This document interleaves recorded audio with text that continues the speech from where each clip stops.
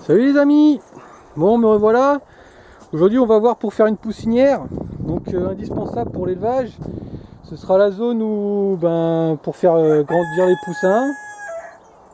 Donc pour faire grandir les poussins et pour que les poules puissent, les poules et les canards d'ailleurs, puissent couver tranquillement et être tranquilles à l'abri des autres. Comme ça ils pourront couver, élever leurs petits jusqu'à ce qu'ils soient en âge de rejoindre les adultes. Donc ce sera découpé en trois parties comme vous le voyez, hein. Une partie de 2 mètres, ici 1 mètre et ici 2 mètres. Donc c'est à peu près, là c'est un petit peu moins de 2 mètres et là c'est un petit peu plus que 1 mètre. Donc l'ensemble fait 5 mètres de long sur 1 mètre de large. Je voulais faire un peu plus large que 1 mètre, mais j'avais les tôles qui me restent, elles font 1 mètre, donc je vais faire 1 mètre pour la toiture. Donc 1 mètre c'est déjà bien, hein, de toute façon. Donc ce que je compte faire ensuite c'est un petit étage, donc à peu près à ce niveau là, pour faire le même système que j'ai fait pour les clapiers l'autre côté, où j'ai la poussinière avec des cases au dessus. Donc là ce sera la partie basse où il y aura les poussins, les canards et tout ça, et au dessus on aura plein de cases où je pourrais faire du rangement, pour mettre aussi des poules à couver si jamais on n'a pas assez de place, et puis même pour mettre aussi des lapins si jamais on n'a pas assez de place au clapier là-bas aussi, hein. Donc comme vous le voyez j'ai déjà commencé, je suis même en retard parce que j'ai des poussins là, à mettre là en urgence. Donc pour commencer on a fait l'encadrement du bas, la partie basse, donc vous voyez la première planche, on a fait le carré complet, donc on a reposé sur des socles en bastin qu'on avait récupéré aussi, donc on a coupé des morceaux. Donc on a fait le carré principal qu'on a reposé sur des petites bordurettes en ciment qu'on a récupéré à la déchetterie. Tout ça c'est pour isoler du sol toute la partie en bois pour éviter que ça pourrisse. Donc du coup on est un petit peu surélevé par rapport au sol. Mais je vais faire comme pour l'autre poussinière là-bas, on va creuser tout le long. Et on va enterrer un grillage qui va remonter jusqu'à là à peu près. Et puis tout sera accroché, comme ça ils ne pourront pas passer. Donc une fois que le grillage sera mis, ils seront à l'abri. Et puis après, devant on va faire une partie grillagée également. Et puis derrière tout est en bois, comme vous le voyez. Donc ils seront bien à l'abri. Après on mettra aussi un peu de grillage sur la palette là, pour pas que les poussins puissent passer entre les lattes. Ça, on aurait pu fermer avec des petits morceaux de planche, mais bon, un petit grillage ça suffira largement. Bon et bien voilà, pour l'instant là j'ai nivelé les sols là, de chaque case. Donc ça c'est fait. Pour les séparations, ça y est, j'ai installé le grillage aussi. Comme ça plus rien pourra passer. Je l'ai fixé, puis je l'ai enterré. Comme ça ils pourront gratter, ils pourront pas passer non plus. Comme ça j'ai fait des deux côtés. Voilà, ça c'est fait. Donc du coup maintenant j'ai mis les supports pour commencer à faire la partie haute, le plancher du dessus. Donc j'ai commencé, ça y est. Hop, là c'est pareil, je vais reposer sur le bord de la palette. Voilà, et puis là c'est pareil. Donc là je finis le plancher, et puis je vous reprends. Bon, nous voici en fin de journée. Donc le premier plancher est fait là. Ça donne ça. Il me reste celui du milieu et le deuxième il est presque terminé. Il me reste une planche à mettre. Donc demain j'attaque celui du milieu, je finis les bords, les deux côtés là comme ça, et je pourrais poser la tôle du dessus. Après j'enterre le grillage là tout autour, dans le sol. Et après je vais mettre des cailloux comme j'ai fait pour la serre ici, là je vais mettre des cailloux autour. Et puis après j'aurai juste les petites façades à faire. Donc la partie basse ce sera du grillage avec une porte. Et la partie haute ce sera comme l'autre, là ce sera plein de petites cases avec des clapiers.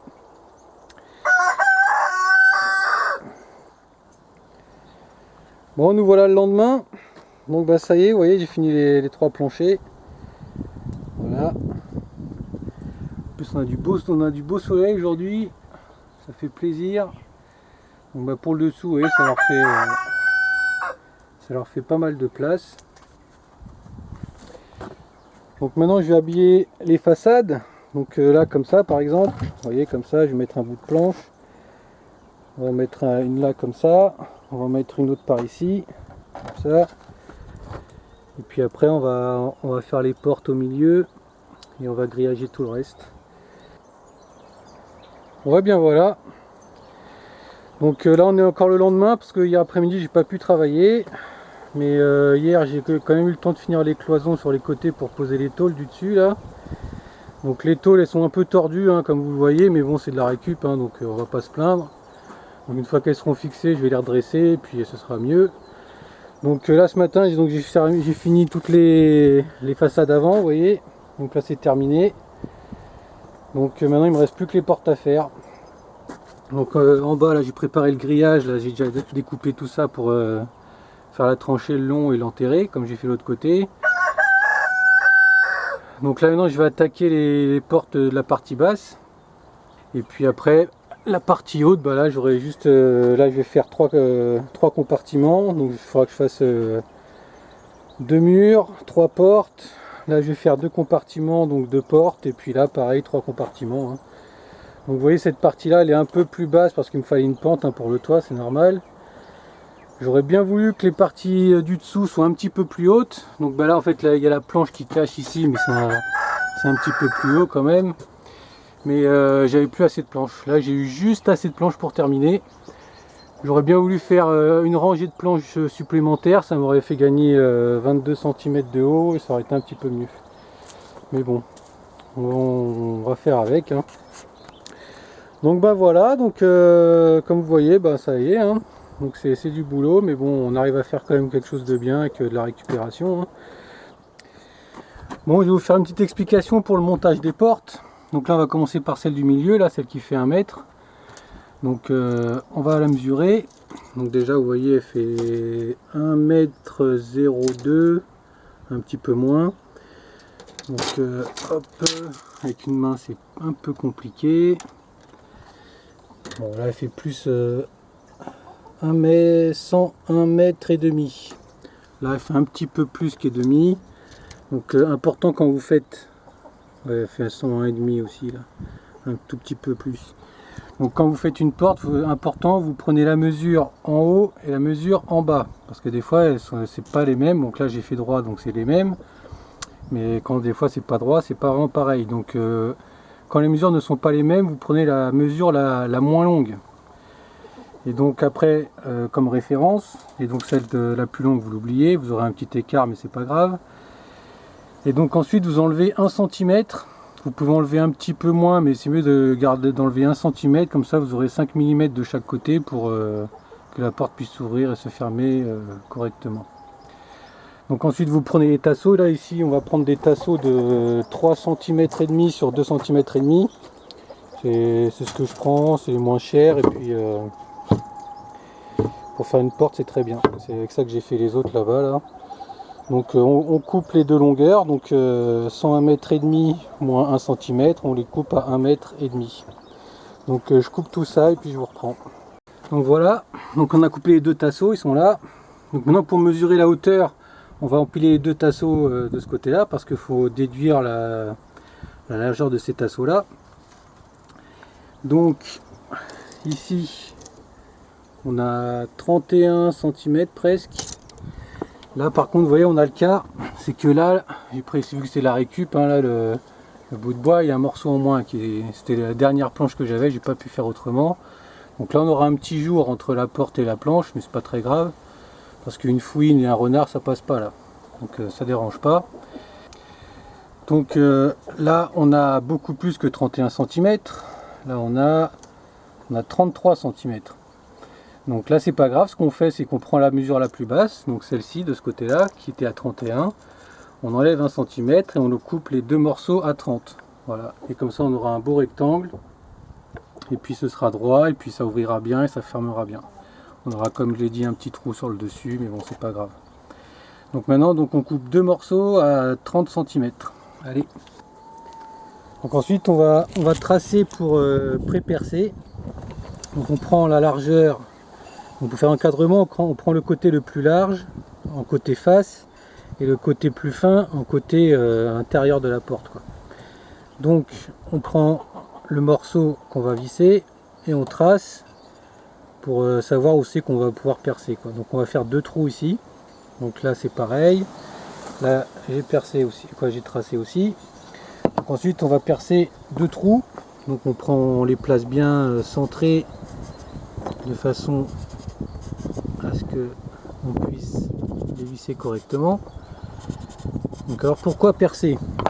Parce que quand on visse, donc on prend une vis et qu'on visse, si on perce pas avant, déjà ça va écarter le bois, ça va l'abîmer et c'est pas ce qu'on veut.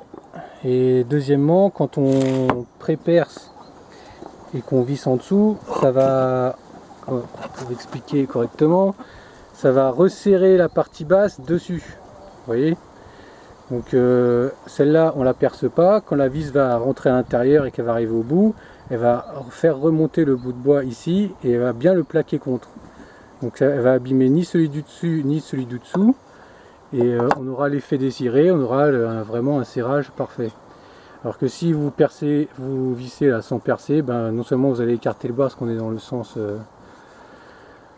du bois, mais on n'aura pas l'effet resserrage, quoi. Ce sera une vis qui sera vissée dans les deux, quoi. Donc ensuite, pour choisir le trou de perçage, on prend la vis et on regarde la grosseur de la vis par rapport au foret. Donc moi je prends un foret un peu plus petit normalement pour cette taille là de vis, là c'est du 4,40, mais mon foret il est cassé donc je vais prendre celui-là. Donc si c'est un petit peu plus grand c'est pas grave, c'est plus embêtant par contre si c'est un peu plus petit. Ensuite on prend un deuxième foret, donc celui-ci c'est pour les 5, il faut que je prenne les autres. On prend un autre foret et on regarde la tête de la vis. Donc moi je prends celui-ci il aurait pu aller mais ça aurait forcé un petit peu, moi je prends celui-là c'est mieux. Donc on va faire un premier petit trou avec ce foret là qui va traverser. Donc lui c'est pour que la vis traverse complètement le bois. Par contre le deuxième foret plus gros, donc pas celui-ci mais l'autre, on va percer à peu près pas plus de la moitié quoi, hein. Entre le tiers et la moitié du morceau de bois. Tout ça pour que la vis pénètre bien et s'arrête à peu près à ce niveau là, quoi. Donc elle ira pas plus loin, elle ira juste visser et plaquer le morceau du dessous l'un contre l'autre et comme ça vous aurez un vissage parfait. Donc voilà, on a notre encadrement, donc vous voyez ça a été vissé correctement, c'est pris, c'est très bien, c'est bien droit et il n'y a pas de problème. Donc même important quand vous faites les découpes, il faut que les découpes soient bien droites, hein, sinon ça marche pas non plus, hein. Donc le pré-perçage du bois pour assembler deux morceaux de bois, ça marche pour tout, hein. C'est pas seulement pour des encadrements de porte, hein. Dès que vous avez deux morceaux de bois assemblés, il faut pré-percer le premier pour pouvoir faire un bon assemblage, quoi. Donc vous voyez maintenant, on va le présenter devant. Vous voyez, hop, ça rentre parfaitement, il n'y a pas de problème. Tac, elle pourra s'ouvrir et se fermer comme il faut. Comme on avait dit, on a notre petite ouverture là, hein, mais bon, c'est pas grave. Après, de toute façon, ici, on va le relever un petit peu en dessous. Donc voilà, on a du jeu des deux côtés. Comme ça, il n'y a pas de problème. Donc maintenant, il faut mettre les charnières et le grillage dessus. Là, je vais juste rajouter un renfort ou deux au milieu, comme j'ai fait pour l'autre, pour éviter que les renards puissent défoncer le grillage. Donc là c'est pareil, hein, on pré-perce au milieu, on met le tasseau au-dessous, et puis voilà quoi. Donc je fais ça, je commence à mettre le grillage, et puis je vous reprends. Allez. Donc pour fixer le grillage, alors on prend des clous de 2,5 cm de long, donc comme ceci. On les plante mais pas entièrement, et à la fin on replie avec le marteau le clou sur le grillage. On en met comme ça tous les 10 à 15 cm, pour qu'il soit bien tenu, bien tendu, et que les animaux ne puissent pas le faire sortir. Donc là on arrive au bout, pareil, bien tendu, on le fixe, on fait pareil tout le tour. Après on a juste à découper les bords, comme ça on découpe ça proprement. Et puis voilà, à la fin on rajoute les petites baguettes comme je fais partout là, vous voyez. Donc ces petites baguettes qui sont plaquées avec, ils sont vissés, donc comme ça fait les clous qui tiennent le grillage, plus la baguette qui vient tenir le grillage en supplément. Donc c'est vraiment une sécurité supplémentaire. Donc on fait ça, et avant de mettre les baguettes, bien sûr on met les charnières, sinon après on ne pourra plus mettre les charnières, hein. Vous voyez, comme ici, on met les charnières, on peut les mettre soit sur le grillage, soit sous le grillage, ça c'est pas un problème. Par contre la baguette c'est après, hein. Donc voilà. Bon et bien nous voilà le lendemain, donc il y a du vent aujourd'hui, j'espère que ça va aller. Donc alors comme vous le voyez, hier soir j'ai fini les 3 portes, hein. Donc ça y est, font toutes 1 mètre. Et donc j'ai rajouté des petits morceaux comme ça, là vous voyez sur le côté. Comme ça après je comble ça au grillage. Ça fait les 3 mêmes portes, hein. J'ai pas encore mis les charnières dessus, mais ça sera fait tout à l'heure. Comme ça là j'attaque le grillage tout de suite pour espérer mettre les poules là aujourd'hui, parce qu'il est temps. Donc j'ai commencé à creuser, vous voyez, donc j'ai creusé à 40 cm environ. Et donc il faut bien faire une tranchée en biais comme ça, vous voyez, pour que le grillage il descende comme ça en biais. Comme ça le renard quand il va creuser, ben, il va rencontrer le grillage. Il y a aussi une option, c'est rajouter en plus du grillage du fil barbelé enterré tout le long.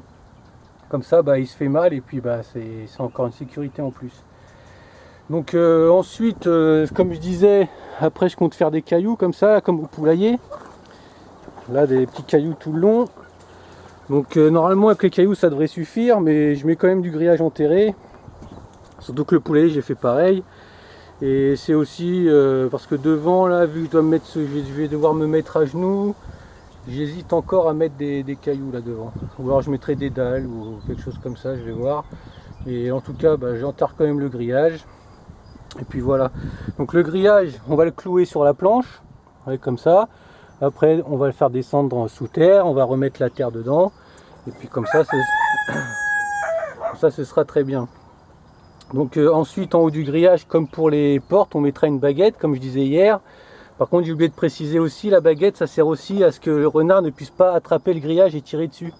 Comme ça quand la baguette elle plaque contre la planche, et ben il peut pas attraper la fin du grillage comme ça par exemple là, et il pourra pas tirer dessus. Donc c'est avec ça pour l'instant j'ai pas eu de problème, donc ben, on verra bien. Voilà, donc là on est en train de remblayer. Donc par contre important, je vous conseille de mettre des cailloux au fond qui tiennent le grillage, parce que souvent avec la terre le grillage il a tendance à remonter. Donc avec des cailloux au moins il reste au fond. Donc important aussi, vous voyez, il faut attacher les deux grillages ensemble dans l'angle. Prenez du fil de fer, un grillage, et puis vous faites un nœud. Et puis vous clouez les deux parties ensemble, comme ça, ça fait comme ça le côté il est bien terminé. Comme ça le côté il est bien terminé. Ouais bien voilà, c'est terminé. Bon pour la partie basse, hein, la partie haute c'est pas fait. Mais pour cette vidéo ça ira, hein, parce que la partie haute ce sera juste des cases à faire et des portes comme celle-ci avec une planche, comme j'ai fait pour les lapins de l'autre côté là. Donc ça je vous ferai ça sur une autre vidéo si vous voulez. Donc là on est le lendemain, j'ai pas pu faire la vidéo l'autre jour, donc comme vous voyez ils sont tous dedans, ça y est. J'ai remis leur gamelle. Ils sont heureux, la première chose qu'ils ont fait c'est se rouler dans la terre, parce que là-haut dans la case c'était pas super. Je leur ai fait des petits perchoirs, ils les ont adoptés tout de suite. Donc là j'en ai mis 18. Là il y en a 11.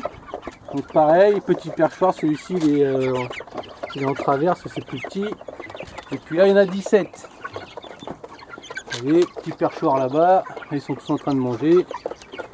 Là au moins ils ont du soleil, ils sont heureux, tout va bien. Ils ont beaucoup plus de place. Bon, quand ils vont être plus grands, ce sera un peu plus petit, mais bon, pour l'instant, c'est très bien. De toute façon, c'est fait pour des bébés, hein, donc ça remplit sa mission. Donc pour les portes, vous voyez, j'ai tout terminé. J'ai mis du grillage. Il y a du vent, j'espère que ça va aller. Là, j'ai mis du grillage, vous voyez, tout le tour. Je l'ai bien tendu. Donc maintenant, il me reste à mettre les petites baguettes autour, là, comme j'avais dit. Le grillage, il est enterré, avec des cailloux au fond du trou.